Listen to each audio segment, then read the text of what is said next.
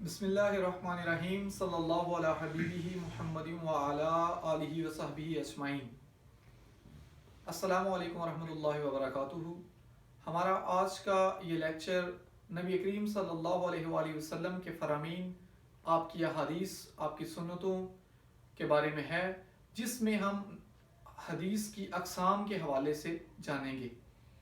تو حدیث کی اقسام کے حوالے سے جاننے سے پہلے سب سے پہلے جو ضروری بات ہے وہ یہ ہے کہ حدیث اور سنت کے الفاظ ہم اکثر سنا کرتے ہیں، کیا یہ الگ چیزیں ہیں یا دونوں ایک ہیں؟ اس پر علماء کرام مختلف آراء رکھتے ہیں۔ بعض علماء کا خیال ہے کہ سنت اور حدیث مترادف الفاظ ہیں، ان میں کوئی فرق نہیں، اور بعض علماء نے حدیث کو نبی کریم صلی اللہ علیہ وسلم کے فرامین کے ساتھ اور سنت کو نبی کریم صلی اللہ علیہ وسلم کے اعمال کے ساتھ، عمل کے ساتھ متعلق کیا ہے۔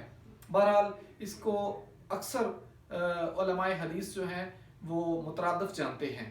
تو اس کا مطلب کیا ہے کہ نبی کریم صلی اللہ علیہ وسلم کے اقوال، آپ کے افعال، آپ کی تقاریر اور آپ کے شمائل کو حدیث کہتے ہیں۔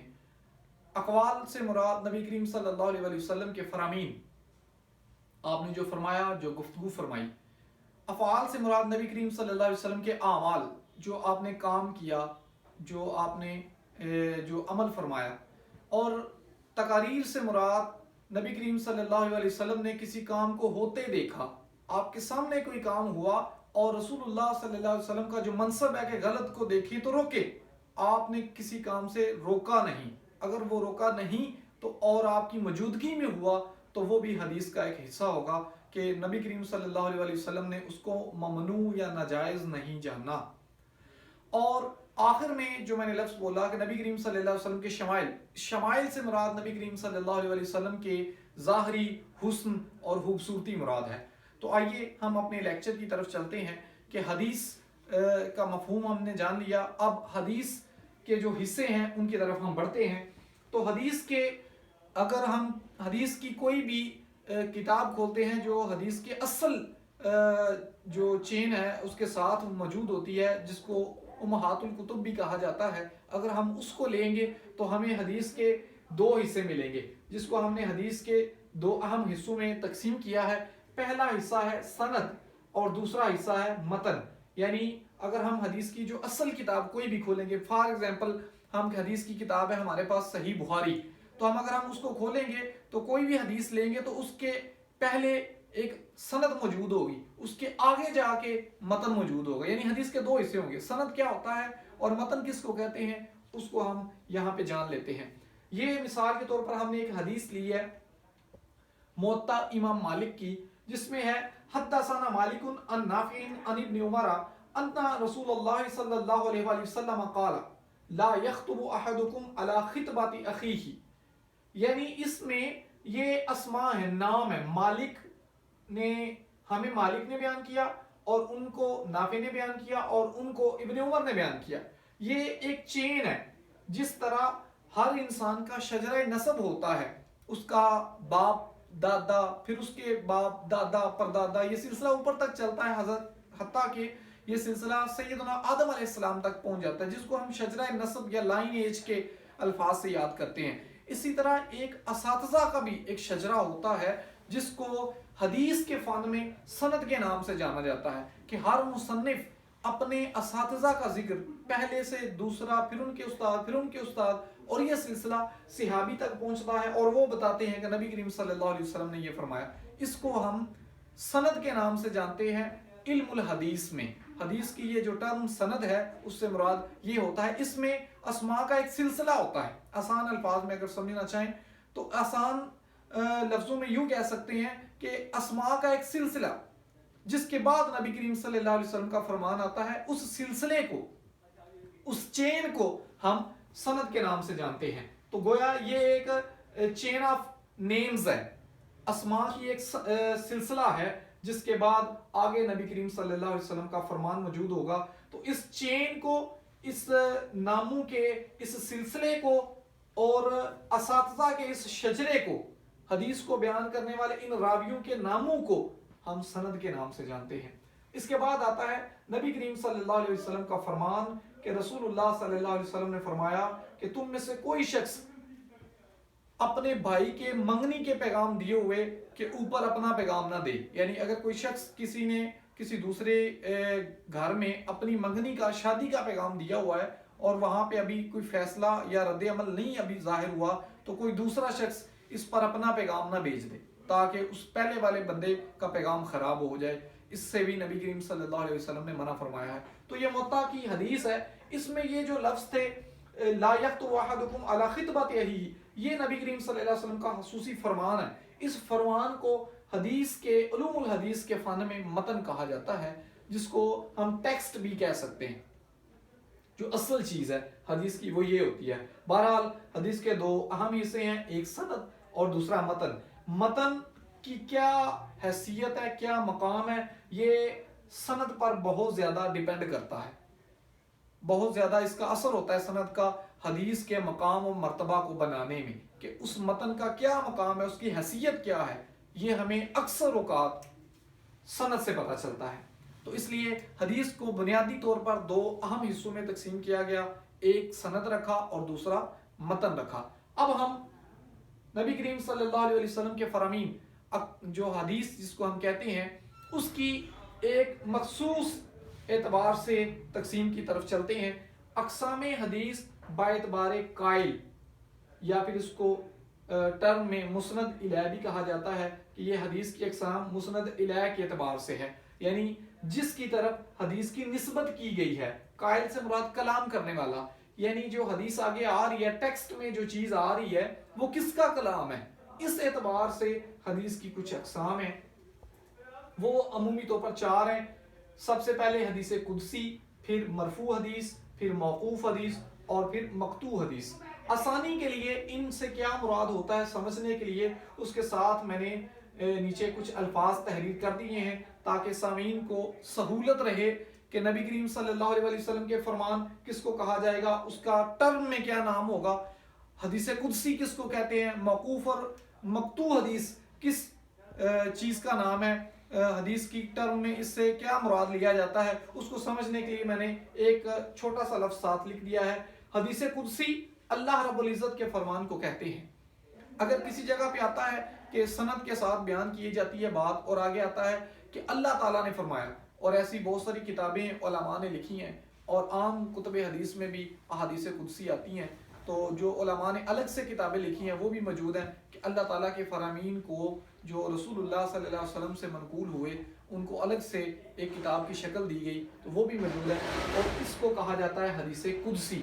دراصل وہ اللہ رب العزت کا فرمان ہوتا ہے۔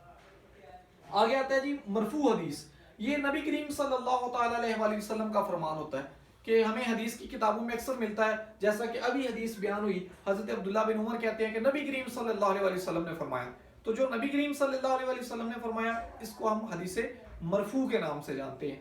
اس کے بعد حدیث موقوف لکھی ہوئی ہے۔ حدیث موقوف صحابی کے قول کو کہتے ہیں، اور اسی طرح مقطوع جو ہے یہ تابعی کے قول کو کہا جاتا ہے۔ تو حدیث کی اقسام باعتبار قائل یا مسند الیہ وہ ہمارے پاس چار آئیں، قدسی، مرفوع، موقوف اور مقطوع۔ قدسی اللہ کا فرمان ہوتا ہے، مرفوع رسول اللہ صلی اللہ علیہ وسلم کا فرمان ہوتی ہے، اور موقوف حدیث صحابی کا فرمان ہوتا ہے، اور مقطوع حدیث تابعی کا فرمان ہوتا ہے۔ اور اس فرمان میں پہلے بتا چکا ہوں حدیث میں جو وہ ساری چیزیں ساتھ شامل ہیں، قول فعل وغیرہ وہ بھی آتی ہیں۔ تو یہ ایک اعتبار سے حدیث کی اقسام ہے۔ ایک اور اعتبار ہے حدیث کا کہ جو یہ سند ہم نے پڑھی تھی، اس متن کی کتنی اسناد ہے، تو جتنی اسناد ہوں گی اس اعتبار سے ایک حدیث کی نئی تقسیم ہے۔ اس کو ہم نے کہا اقسام حدیث باعتبار تعداد سند۔ تو یہ جو سند کی تعداد کے اعتبار سے حدیث کی اقسام ہے وہ بنیادی طور پر دو ہیں، متواتر اور واحد۔ اس کو حدیث واحد، خبر واحد یا احادیث احاد وغیرہ کے الفاظ سے یاد کیا جاتا ہے۔ تو بنیادی طور پر یہ دو ہیں، ایک خبر متواتر اور ایک خبر واحد۔ یہ خبر کا لفظ بھی حدیث کے مترادف استعمال کیا جاتا ہے، یہ جیسے سنت کا لفظ استعمال کیا جاتا ہے ایسے خبر کا بھی کیا جاتا ہے، اور اثر جو ہے اس کے لیے وہ صحابہ کے اقوال کے لیے بعض محدثین نے وہ الگ سے الفاظ استعمال کیا ہے جس کو وہ اثر سے نام سے یاد کرتے ہیں، اور بعض علماء نے اس کے لیے دیگر علماء کے جو اقوال وغیرہ ہیں ان کے لیے بھی اثر کا لفظ استعمال کیا ہے۔ بہرحال اس میں بہت سارے اقوال ہوتے ہیں۔ تو حدیث کی جو اقسام ہے باعتبار تعداد سند وہ بنیادی طور پر دو ہیں، ایک متواتر اور دوسری خبر واحد۔ خبر واحد کی آگے مزید تقسیم 3 میں ہوتی ہے، وہ ہے مشہور، عزیز اور غریب۔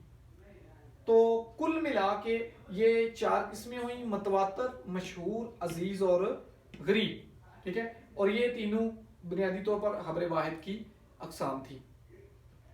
اب خبر متواتر کس کو کہتے ہیں، اس کو سمجھنے کے لیے بھی نیچے میں نے کچھ ڈیجٹس لکھ دیے ہیں، ہندسے لکھ دیے ہوئے ہیں۔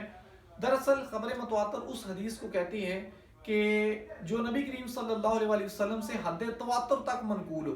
حد تواتر کیا ہوتی ہے؟ بعض علماء نے اس کی تعریف یہ کی کہ اتنے لوگوں نے نبی کریم صلی اللہ علیہ وسلم کی حدیث بیان کی ہو کہ عقل کہے کہ اتنے سارے لوگ جھوٹ نہیں بول سکتے، عقلاً جن کا جھوٹ پر متفق ہونا محال ہو، اتنی تعداد ہو جائے۔ بعض نے 10 کہا، بعض نے اس سے زیادہ 70 کہا، بعض نے زیادہ کہا، لیکن کم از کم جو تعداد اور جو جس کو علماء نے ترجیح دی وہ 4 کی ہے۔ کم از کم 4 اسناد اگر اس حدیث کی موجود ہیں تو اس کو حدیث متواتر کہا جائے گا۔ حدیث کی یہ سب سے مضبوط قسم ہے باعتبار تعداد سند، کہ جس کی 4 اسناد کم از کم موجود ہوں تو اس کو متواتر حدیث کہا جاتا ہے۔ تو یہ حکم میں بھی سب سے اعلیٰ ہے کہ یہ اس سے عقیدہ وغیرہ بھی ثابت کیا جا سکتا ہے، فرض وغیرہ بھی ثابت کیا جا سکتا ہے احکام میں۔ اس کے بعد آتی ہے حدیث مشہور۔ حدیث مشہور یہاں پہ 4 اسناد تھی کم از کم، تو یہ کم از کم 3 اسناد ہے۔ 3 اسناد سے مراد یہ ہے کہ کسی ایک دور میں کم از کم اس کو بیان کرنے والے 3 لوگ رہ گئے، اگرچہ پہلے زیادہ تھے یا بعد میں زیادہ ہوئے۔ مثال کے طور پر 3 صحابہ نے نبی کریم صلی اللہ علیہ وسلم سے ایک حدیث سنی، لیکن ان کے آگے شاگرد بہت زیادہ ہوئے اور ان کی تعداد بہت زیادہ بڑھ گئی، وہ سینکڑوں اور ہزاروں میں پہنچ گئے، اور یہ سلسلہ کتابیں لکھنے تک، تحریر کرنے تک چلتا رہا۔ لیکن اس میں حرج نہیں کہ یہ مشہور سے کیوں آگے نہیں بڑھی۔ اس کی وجہ یہ ہے کہ ایک دفعہ تو 3 لوگ آئے تھے نا، تعداد کم از کم 3 رہ گئی ایک دفعہ، تو اس کو متواتر نہیں کہا جائے گا اگرچہ وہ بعد میں بہت زیادہ پھیل جائے۔ تو اس کو مشہور شہرت کی وجہ سے نہیں، یہ حدیث کی ایک اپنی ٹرم ہے۔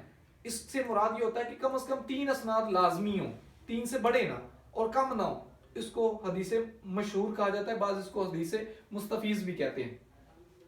اس کے بعد آتی ہے درجے میں حدیث عزیز، یہ تیسرے نمبر پر ہے تعداد سند کے اعتبار سے۔ حدیث عزیز جیسا کہ میں اس کے نیچے 3 لکھا ہوا ہے، اس سے پتہ چلتا ہے اس کی 3 اسناد ہوں گی۔ متواتر کے نیچے 4 لکھا ہے، اس سے پتہ چلتا ہے اس کی 4 اسناد ہوں گی، اور عزیز کے نیچے میں نے 2 لکھا ہے تاکہ نہایت آسانی رہے، پتہ چل جائے کہ عزیز کی اسناد 2 ہوتی ہیں کم از کم، اور 2 سے نیچے کسی دور میں راویوں کی تعداد نہیں جاتی۔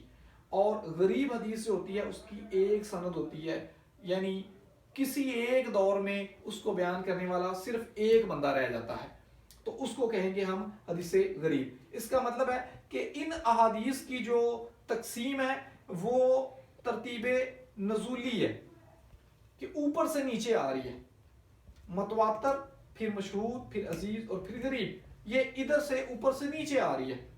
تو اس کو ہم ترتیب نزولی کے اعتبار سے بھی کہہ سکتے ہیں 4 3 2 1، الٹی گنتی کے حساب سے یہ تقسیم چل رہی ہے۔ تو یہ حدیث کی اقسام جو ہے باعتبار تعداد سند صرف یہ 4 شمار کی جاتی ہیں اگر ان کو کل کے اعتبار سے دیکھا جائے، وگرنہ یہ متواتر اور خبر واحد 2 میں ہوتی ہیں، اور ان 2 کی آگے واحد کی پھر آگے 3 الگ سے اقسام ہیں، مشہور، عزیز اور غریب۔ تو یہ تھی دوسری تقسیم حدیث کی باعتبار تعداد سند۔ تو حدیث کی 2 طرح سے تقسیم یہاں پر بیان ہو چکی ہے۔ اب ایک تیسری تقسیم ہے حدیث کی جو بہت مشہور ہے اور یہاں پہ بہت متداول ہے، لوگ اس کا اکثر ذکر بھی کرتے ہیں، تو اب ہم اس کی طرف چلتے ہیں، وہ بڑی اہم ہے۔ تو تیسری تقسیم جو ہے وہ اقسام حدیث باعتبار صحت، کہ حدیث کی صحت، اس کی قوت، اس کا ذوف، حدیث کس پائے کی ہے اپنے مقام کے حوالے سے، وہ اس تقسیم سے ہمیں معلوم ہو جائے گا. تو بنیادی طور پر اس تقسیم کی کا اعتبار کیا جائے اگر تو دو قسمیں ہیں, ایک ہے مقبول اور دوسری ہے مردود. ان میں سے ہر ایک کی آگے مزید اقسام ہیں. تو جو مقبول حدیث ہے اس کی بنیادی طور پر دو تقسیم جو اقسام ہیں, ایک ہے صحیح اور دوسری ہے حسن. جو حدیث صحیح ہوتی ہے اس کی 5 شرائط ہیں, اور یہ 5 شرائط والی حدیث کو ہم حدیث کی جب مزید تقسیم کریں حدیث صحیح کی تو حدیث صحیح لذاتی ہی اکٹھا بھی پڑھ سکتے ہیں کہ یہ حدیث صحیح لذاتی ہی ہے. اور وہ جو 5 شرائط ہیں ان کو ہم نے یہ نیچے لکھا ہے. متصل سندہ بنقل العدل تام الضبط من غیر شذوذ ولا علہ. یہ 5 شرائط ہیں کہ حدیث صحیح وہ ہوتی ہے صحیح لذاتی ہی جس کی سند متصل ہو. سند کیا ہوتی ہے وہ ہم پہلے پڑھ چکے ہیں. متصل سے مراد یہ ہے کہ اس کے اندر کوئی گیپ نہ ہو, یعنی ہر بندے نے اپنے ٹیچر کا جس سے وہ حدیث سنی ہے اس کا ذکر کیا ہوا ہو, درمیان میں سے کسی بھی شخص کا کوئی ٹیچر مس نہ ہو جائے, یعنی اپنے دادا استاد کی طرف یا پردادا استاد کی طرف نسبت نہ کر دی ہو. ہر بندہ بڑی ترتیب کے ساتھ اس حدیث کو نبی کریم صلی اللہ علیہ وسلم تک آگے لے کے گیا ہو, اپنے ٹیچروں کے اپنے اساتذہ کے اس شجرہ کو مکمل بیان کرتے ہوئے. اس کو کہتے ہیں اتصال سند, حدیث کا متصل ہونا. دوسری شرط ہے کہ راوی عادل ہو. عادل سے مراد یہ ہے کہ جس شخص نے, جس استاد نے, جس راوی نے حدیث کو بیان کیا ہے وہ شخص مسلمان ہو, وہ شخص عدل و انصاف کرنے والا ہو, وہ شخص نیک اور متقی اور پرہیزگار ہو. تو اگر یہ چیز موجود ہو تو حدیث کی ٹرم میں اس کو عدل کہا جاتا ہے کہ یہ راوی عادل ہے. یہ حدیث کی اپنی اصطلاح ہے, اس سے مراد یہ ہوتا ہے. عدل سے مراد یہاں وہ جو عام متداول ہے انصاف وغیرہ وہ مراد نہیں. ہم حدیث کی اصطلاحات پڑھ رہے ہیں تو حدیث کے مفہوم کو حدیث کی اصطلاحات کے مطابق ہم لیں گے. تیسری شرط اس کی تھی حدیث صحیح لذاتی ہی کی. جو تیسری شرط ہے وہ ہے تام و ضبط ہونا. اس سے مراد یہ ہے کہ راوی کا جو حدیث کو بیان کرنا ہے وہ مکمل حفاظت کے ساتھ ہو. اور یہ حفاظت دو طرح سے ہوتی ہے, یا تو اس کی حفاظت وہ اپنے دماغ میں کر رہا ہے, اپنی میموری میں کر رہا ہے, اس کو یہ حدیث اس طرح سے مضبوطی سے یاد رہتی ہے کہ وہ کبھی بھولتا نہیں ہے. اس کی جو دماغی کیفیت ہے وہ اتنی طاقتور اور مضبوط ہے کہ وہ چیز اس کو کبھی بھولتی نہیں, تو اپنے دماغ سے بھی وہ آگے بیان کر دے تو اس کو تام و ضبط مکمل مضبوط حافظے والا شمار کیا جائے گا.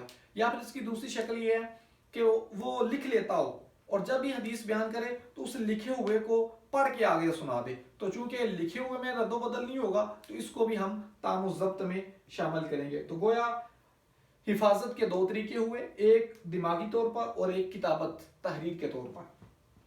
آگے جی حدیث غیر شاذ ہو. غیر شاذ حدیث مراد یہ ہے کہ ایک کم ثقہ راوی, کم مضبوط راوی جس سے زیادہ طاقتور اور زیادہ مضبوط حافظے والے, زیادہ علم الحدیث والے لوگ موجود ہیں, وہ ایسا راوی, کم ثقہ راوی اپنے سے زیادہ طاقتور اور ثقہ راوی کی مخالفت نہ کر رہا ہو. حدیث کے حکم جو حدیث آئی ہے اس میں کوئی ایسی چیز نہ ہو حدیث کے متن میں جو اس سے وہ چیز ثابت کر رہا ہو کہ وہ اپنے سے زیادہ طاقتور اور اپنے سے قوت والے راویوں کی بیان کردہ حدیث کے مخالف جا رہی ہو. ایسا نہیں ہونا چاہیے. اگر ایسا ہوا تو وہ حدیث شاذ ہوگی اور شاذ ہونے کی وجہ سے وہ حدیث صحیح ذات ہی میں شامل نہیں ہو سکتی. تو اس کا اس چیز سے پاک ہونا ضروری ہے کہ ثقہ راوی اپنے سے زیادہ طاقتور اور ثقہ راوی کی مخالفت نہ کر رہا ہو. آگے جی حدیث غیر معلل ہو. حدیث کے معاملہ میں علت سے مراد یہ ہے کہ کوئی ایسی خفیہ چیز, کوئی ایسی باریک سی خامی جو بظاہر تو نظر نہیں آتی لیکن حدیث کا ایکسپرٹ اس کو جان لیتا ہے, تو ایسی خفیہ سی بھی کمی بیشی جو ہے نا وہ حدیث کے اندر موجود نہ ہو. اگر وہ بھی ہوئی تو اس کو غیر معلل نہیں مانا جائے گا, اور جب تک وہ حدیث غیر معلل نہیں ہوگی وہ یہ شرائط پورے نہ ہونے کی وجہ سے حدیث صحیح لذات ہی نہیں بن سکتی. تو سامعین محترم, حدیث صحیح لذاتی ہی کی یہ 5 شرائط تھی جن کو ہم نے اس کی تفصیل کے ساتھ جان لیا. اب آگے والی جو حسن کی طرف ہم جائیں گے تو ان 5 شرائط کو اگر ہم نے اچھے سے سن لیا، سمجھ لیا، تو اگلی جو تقسیم ہے اس کو سمجھنے میں ہمارے لیے آسانی ہو جائے گی۔ حدیث مقبول کی بنیادی طور پر ہم نے جانا تھا 2 قسمیں ہیں، حدیث صحیح اور حدیث حسن۔ تو حدیث صحیح کی میں نے 5 شرائط بتا دی۔ حدیث حسن کون ہوتی ہے؟ اگر یہ جو ہم نے ایک شرط پڑھی تھی تام الضبط، راوی کی میموری، اس کا حافظہ وہ بہت مضبوط ہو، وہ بہت طاقتور ہو، وہ بھولتا نہ ہو، وہ گڈ مڈ نہ کرے چیزوں اس کو شک نہ پڑ جاتا ہو، خلط مبحث نہ کر دیتا ہو، تو اگر ایسا اس میں کبھی کبھار واقعہ ہو جاتا ہے، کبھی کبھار تھوڑی بہت اس سے اس کی میموری میں فرق آ جاتا ہے، اس کے حافظے میں کچھ مسئلہ بن جاتا ہے، تو وہ حدیث صحیح کی شرائط کو مکمل طور پر پورا نہ کر سکنے کی وجہ سے اس کا مقام نیچے آ جائے گا اور وہ حدیث حسن کہلائے گی۔ تو اس میں باقی شرائط تو پائی جاتی ہیں، لیکن تام الضبط ہونے کی جو مکمل شرط تھی وہ قدرے مفقود ہونے کی وجہ سے، قدرے کم ہو جانے کی وجہ سے اس کا مقام حدیث صحیح سے کم ہوا، ریڈیوس ہو گیا، نیچے آ گیا اور وہ حدیث حسن بن گئی۔ اس لیے ہم اس کو حدیث صحیح نہیں کہیں گے، بلکہ اگرچہ وہ مقبول ہے ہم اس کو حدیث حسن کے نام سے جانیں گے۔ حدیث کی ٹرم میں اس کے لیے یہی لفظ ہے۔ اب ان میں سے جو مردود قسم تھی وہ ہے ضعیف۔ یہ حدیث صحیح اور حدیث حسن کی جو بقیہ اقسام ہیں ان کو جاننے سے پہلے حدیث ضعیف کی طرف آئیں کہ یہ جو 5 شرائط ہم نے لکھی تھی ان میں ایک میں کمی ہوئی تو وہ حسن ہو گئی، تو اس کے علاوہ میں بھی کچھ کمیاں شامل ہو گئیں جب تک کہ وہ جھوٹ تک نہ پہنچتی ہوں، سری جھوٹ اور کذب نہ ہو، نبی کریم صلی اللہ علیہ وسلم کی ذات پر بولا گیا تو وہاں تک نہ پہنچتی ہو، اس کے علاوہ کچھ کمی بیشی رہ گئی ہو، مثال کے طور پر اتصال سند نہیں رہا، کچھ راوی درمیان میں سے غائب ہو گئے، کسی بندے نے اپنے جو استاذ تھے اس کا نام نہیں لیا، دادا استاذ کا نام لیا، درمیان میں بندہ چھوڑ دیا اس نے، ایک زائد یا اس طرح کی کچھ اور کمی ہوگی، حدیث شاذ ہوگی، وہ بندہ پوری طرح سے اچھی طرح سے متقی اور پرہیزگار نہیں تھا، کچھ ایسی کوئی بھی کمی بیشی ہوگی تو وہ حسن کے مقام سے بھی نیچے گر کے ضعیف کے مقام پہ پہنچ جائے گی۔ اور جب ایسی ضعیف احادیث جس کا تعلق جھوٹ سے نہ ہو، نبی کریم صلی اللہ علیہ وسلم کی ذات کے بارے میں جھوٹ نہ بولا گیا ہو، اس کے علاوہ کچھ کمی بیشی ہو تو وہ حدیث ضعیف تھی، اس کو ایک سے زائد سند مل جائیں، اسناد بڑھ جائیں، یہ صرف ایک سند ہو تو وہ ضعیف، اسناد بڑھ جائیں، ایک سے زائد اسناد مل جائیں تو اس کی کچھ قدر قوت بن جائے گی، اور وہ یہ جو مقام پہلے صحیح سے حسن کی طرف آیا، حسن سے ضعیف کی طرف آیا، ایسے یہ بھی ترتیب نزولی تھی، ٹھیک ہے، اوپر سے نیچے آ رہی تھی، تو یہ جو اوپر سے نیچے آ رہا تھا مقام اس طرح ریڈیوس ہو رہا تھا، پہلے حدیث 5 شرائط کے ساتھ صحیح تھی، ایک کام ہوئی قدر حسن ہوگی، ایک سے زائد کم ہوگی یا اس ایک میں زیادہ جو مسئلہ پیدا ہو گیا تو وہ ضعیف ہوئی تھی، اب اس کو جب مقام مل گیا ایک دوسری سند کے ساتھ، 2 چین اس کو مل گئی تو اس کا مقام اب اوپر چلنا شروع ہو جائے گا، یہی حدیث ضعیف 2 اسناد کے ساتھ حسن لغیرہ بن جائے گی۔ جو ہم نے پہلے حسن کی تعریف پڑھی تھی وہ دراصل حسن لذاتی ہی تھی، جس میں ایک شرط تام و ضبط میں قدر کمی پائی گئی تھی، تو وہ تھی حسن لذاتی ہی، اور جب اس میں زیادہ کمی آئی اس ایک شرط میں یا اس کے علاوہ کسی میں کمی آ گئی تو وہ جو ضعیف تھی اس میں 2 اسناد شامل ہوئی، اور وہ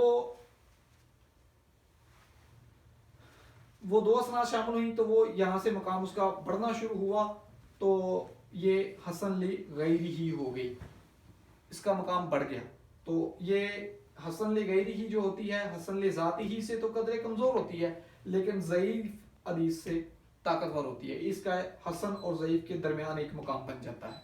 اسی طرح اگر حسن لذاتی ہی جو حدیث تھی جس میں تام و ضبط ہونے میں کچھ کمی واقع ہوئی تھی، اس کو اگر ایک سے زائد اسناد مل جائیں یعنی اس کی 2-3 اسناد ہو جائیں تو اس کا مقام حسن لذاتی ہی سے کچھ اوپر ہو جائے گا، یعنی وہ صحیح لغیرہ ہو جائے گی، اگرچہ وہ صحیح لذاتی ہی نہیں ہوئی، 5 شرائط اس میں نہیں تھی، تو چونکہ اس کو ایک سے زائد اسناد میسر ہو گئی ہیں، ایک سے زائد اسناد مل گئی ہیں، 2-3 اسناد والی وہ بن گئی ہے، تو اس سے کچھ مقام اس کا اوپر چلا جائے گا۔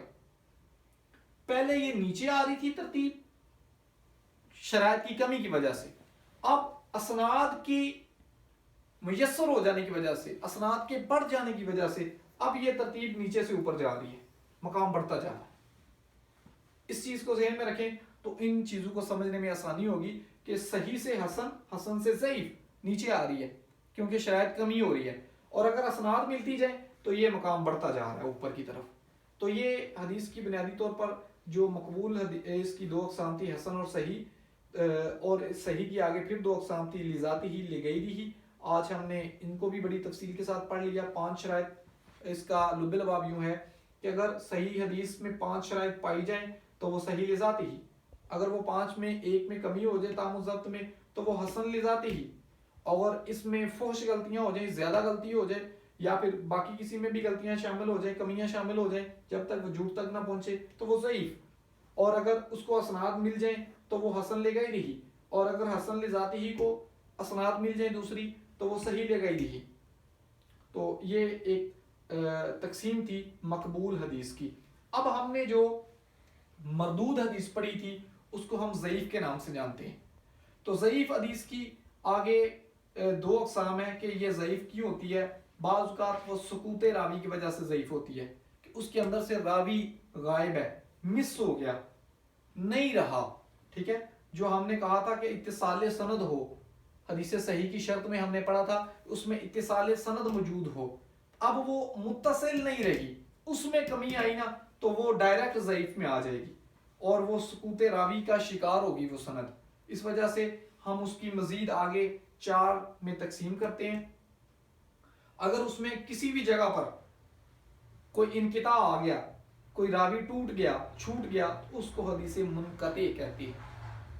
ایسی حدیث منقطع حدیث کی ٹرم میں اس حدیث کو کہا جاتا ہے کہ جس میں کسی بھی مقام پر سند میں اتصال چھوٹ گیا ہو، ٹوٹ گیا ہو، رہ گیا ہو، کمی آ گئی ہو اتصال میں، یعنی درمیان میں جو شجرہ ہائے اساتذہ تھا اس میں کمی آ گئی، شجرہ ٹوٹ گیا، درمیان میں بندہ مس ہو گیا، چین جو تھی وہ درمیان سے بریک کر گئی، تو اس کو ہم حدیث ضعیف جانیں گے. اور ضعیف میں آگے اس کی ایک خاص قسم ہوگی حدیث منقطع.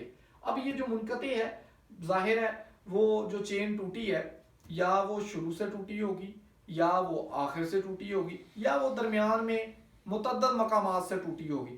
تو وہ اس کی آگے 3-4 صورتیں بنتی ہیں. ان ہر صورت کے لیے الگ سے نام رکھا گیا ہے. حدیث معلق، ضعیف حدیث جس کو سقوط راوی کی وجہ سے ضعیف کہا گیا، اس کی 4 اقسام.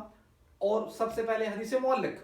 حدیث معلق وہ حدیث ہوتی ہے کہ جس میں پہلے راوی سے مراد یہ ہے کہ جو حدیث کی کتاب لکھ رہا ہے بندہ، جو محدث جس نے حدیث کی کتاب تحریر کی ہے، وہ اپنے شیخ، اپنے استاذ، اپنے ٹیچر کا نام چھوڑ دیتا ہے. تو حدیث کی سند تو ابھی چل رہی تھی، وہ بتا رہے تھے جیسے یہ پہلے حدیث ہے حدثنا مالک عن نافع، کہ مجھے امام مالک نے بتایا اور انہوں نے حضرت نافع سے سنا. تو درمیان میں حضرت امام مالک کا نام ہی چھوڑ دے لکھنے والا تو اس نے پہلا بندہ ہی گرا دیا. تو اگر سٹارٹ میں، آغاز میں ہی حدیث کی چین جو ہے، جو شروع ہوئی تھی کتاب لکھنے والے سے، اس کے استاد سے، تو آغاز میں اگر اس میں کمی آ جائے، بندہ چھوٹ جائے، تو اس کو حدیث معلق کہیں گے. اور اگر حدیث شروع میں سے ٹھیک چل رہی تھی لیکن آخر میں جا کے، یعنی نبی کریم صلی اللہ علیہ وسلم سے بالکل پہلے جو بندہ تھا یعنی صحابی، اس کو چھوڑ دیا جائے، صحابی کا نام نہ لیا جائے، تو اس کو حدیث مرسل کہیں گے. اور اگر حدیث 2 متصل راویوں کو چھوڑ دے، یعنی بندے نے اپنے استاد کا بھی نام نہیں لیا، اپنے دادا استاد کا بھی نام نہیں لیا مثال کے طور پر، یا اس کے علاوہ حدیث کی کسی مقام پر 2 اکٹھے راویوں کا نام چھوڑ دیا، تو اس کو حدیث معضل کہیں گے. معضل بھی کہا جا سکتا ہے اس کو. اور اگر کسی بھی طرح سے اس حدیث میں ایک یا زائد مقام میں انقطاع آ گیا، راوی چھوٹ گئے، تو اس کو حدیث منقطع کہا جائے گا. یہ سقوط راوی کی وجہ سے جو حدیث ضعیف ہوتی ہے اس کی یہ بنیادی طور پر 4 اقسام ہیں. حدیث ضعیف ایک اور وجہ سے بھی ہوتی ہے جس کو تان فی الراوی کہتے ہیں، کہ راوی کے اندر کو مسئلہ تھا، راوی نریٹی، حدیث کو بیان کرنے والا، جس کو ہم نے حدیث کے اساتذہ کہا تھا، جس کو ہم نے ٹیچر کہا تھا، وہ راوی اس سے مراد ہے. تو تان فی الراوی جو ہے، اس کی وجہ سے اگر حدیث ضعیف ہوتی ہے تو اس کی متعدد اقسام ہیں. جن میں سے اہم جو ہیں وہ یہ ہے منکر، متروک اور موضوع۔ منکر حدیث وہ ہوتی ہے کہ جس میں ایک راوی اپنے سے سکا راوی، ایک کمزور راوی ایک سکا راوی کی مخالفت کر دیتا ہے تو اس حدیث کو منکر کہا جائے گا۔ اور اگر ایک سند میں، حدیث کی چین میں ایک ایسا بندہ پایا گیا جس پر جھوٹ بولنے کا الزام تھا، ثابت نہیں ہو سکا کہ اس نے جھوٹ بولا تھا، الزام تھا اس پر، تو وہ حدیث متروک ہو جائے گی، اور یہ بہت زیادہ ضعیف حدیث ہے، اس کو حدیث متروک کے نام سے جانا جائے گا، جس کے اندر، جس کی چین کے اندر، جس کو بیان کرنے کے اندر ایک ایسا راوی موجود ہو جس کے اوپر جھوٹ بولنے کا صرف الزام لگا، تو اس کو متروک حدیث کہتے ہیں۔ سب سے آخر میں جو حدیث کی قسم ہے اس کو ہم بیان کر رہے ہیں حدیث موضوع کے اعتبار سے۔ بعض محدثین نے کہا ہے، بعض اہل علم نے کہا ہے اس کو تو حدیث کہنا بھی نہیں چاہیے، کیونکہ یہ موضوع جو ہے یہ وضع کردہ ہے، یہ جھوٹ ہے، یہ بہتان ہے۔ نبی کریم صلی اللہ علیہ وسلم نے ایسا عمل نہیں فرمایا ہوتا، ایسا فرمان آپ کا نہیں موجود ہوتا، ایک بندے نے خود سے گھڑ کر من گھڑت بات نبی کریم صلی اللہ علیہ وسلم کی طرف منسوب کر دی ہوتی ہے، تو اس کو جھوٹ ہی کہا جائے گا، اس کو حدیث کا درجہ ہی نہیں دینا چاہیے۔ بعض علماء کا یہ خیال ہے کہ اس پر لفظ بھی نہ بولا جائے، تو بعض علماء نے کہا کہ چونکہ جس نے یہ گھڑا ہے وہ لوگوں میں یہ شر پھیلانے کے لیے اس کو حدیث کا نام دے رہا ہے، تو اس کے ساتھ یہ ایک بطور اس کو یوں کہہ لیں کہ اس کے اوپر طنز کرنے کے لیے ہم بھی حدیث کہہ دیتے ہیں کہ اس کو ہم حدیث موضوع کے نام سے کہتے ہیں، حدیث تو نہیں صرف کہتے ہیں، حدیث موضوع کہہ دیتے ہیں۔ اگر تم نے اس کو حدیث کہا ہے تو ہم صرف حدیث نہیں کہیں گے، اس کے حدیث موضوع، گڑھی ہوئی روایت کہیں گے۔ بہرحال اس کو حدیث کی اصطلاح میں موضوع کہا جاتا ہے، اور موضوع سے مراد جھوٹ، من گڑت بات جو دراصل نبی کریم صلی اللہ علیہ وسلم کا فرمان ہوتا ہی نہیں، تو اس کو حدیث موضوع کہتے ہیں۔ یہ سب سے بدترین چیز ہے، اور یہ کرنا سخت گناہ ہے۔ نبی کریم صلی اللہ علیہ وسلم کے متعدد فرامین سے یہ ثابت ہے کہ ایسے کرنے والے کو، اس طرح کے عمل کو دہرانے والے کو جہنم کی سزا ملے گی۔ من کذب علی متعمدا فلیتبوأ مقعدہ من النار، اس حدیث کو متعدد راویوں نے، قریب 100 کے روایات میں نے پڑھی، ملا علی قاری نے بیان کی، تو انہوں نے یہ کہا کہ نبی کریم صلی اللہ علیہ وسلم نے فرمایا کہ جو شخص جان بوجھ کر میری طرف جھوٹ منسوب کرے وہ اپنا ٹھکانہ جہنم میں تلاش کرے۔ تو نبی کریم صلی اللہ علیہ وسلم شارع اسلام ہے، آپ کی طرف جھوٹ کو منسوب کرنا جہنم کو دعوت دینے والی بات ہے، اللہ کے غضب کو دعوت دینے والی بات ہے، تو یہ سب سے بدترین چیز ہے۔ اور المیہ یہ ہے کہ ہمارے معاشرے میں اس کا رواج بہت ہو چلا ہے کہ لوگ بات بات پر کہہ دیتے ہیں کہ فلاں چیز کی خوشخبری دو تو تمہیں جنت مل جائے گی، فلاں مہینے کی خوشخبری دو تو تمہیں جنت مل جائے گی، یہ میسج فارورڈ کرو گے تو تمہیں جنت مل جائے گی۔ تو یہ سارے موضوعات کے ساتھ تعلق رکھتے ہیں، یہ حدیث کو بیان کرنا عام چیز نہیں ہوتی، یہ بڑا مشکل فن ہے، اور علماء اور حدیث کو جاننے والے جو ایکسپرٹس ہیں ان کی رائے لیے بغیر خدا اور احادیث کو اسی طرح آگے نہ بیان کرتے جائیں جب تک کسی عالم کی اتھینٹسٹی یا اس کا جو فرمان ہے، اس کی تائید ہے، وہ اس کے شامل نہ ہو، تو اس سے بچیں، ورنہ رسول اللہ صلی اللہ علیہ وسلم کا فرمان اس کو ذہن میں رکھیں، جس شخص نے جان بوجھ کر میری طرف جھوٹ منسوخ کیا وہ اپنا ٹھکانہ جہنم میں تلاش کرے۔ تو اسلام میں اس کی سزا، جو شخص جان بوجھ کے رسول اللہ صلی اللہ علیہ وسلم کی طرف جھوٹ منسوخ کرے اس کی سزا قتل ہے، اور محدثین نے اس پر فتاوے جاری کیے، اور جب اسلام کا دور تھا، اسلام غالب تھا، اور جب اسلام کے احکامات دنیا میں لاگو تھے، تو ایسے ہر شخص کو جس نے جان بوجھ کر یہ حرکت کی اس کی سزا اس کو دی گئی، اور لوگوں کے سر تن سے جدا کیے گئے۔ تو بہرحال اس لیے اس کی حساسیت کو سمجھیں، اور احادیث کو علماء کی رائے کے بغیر، ان کے بتانے کے بغیر قطعاً بیان مت کریں، تو سہارا لیا جائے علماء کی تائید کا۔ تو یہ تھی حدیث کی چند اہم اقسام، اس کے علاوہ بہت ساری حدیث کی اقسام ہیں، ٹرمینالوجیز، اصطلاحات بہت زیادہ ہیں، جن کا انشاءاللہ اگر موقع ملا تو ہم مزید اس پر گفتگو کریں گے اس کی۔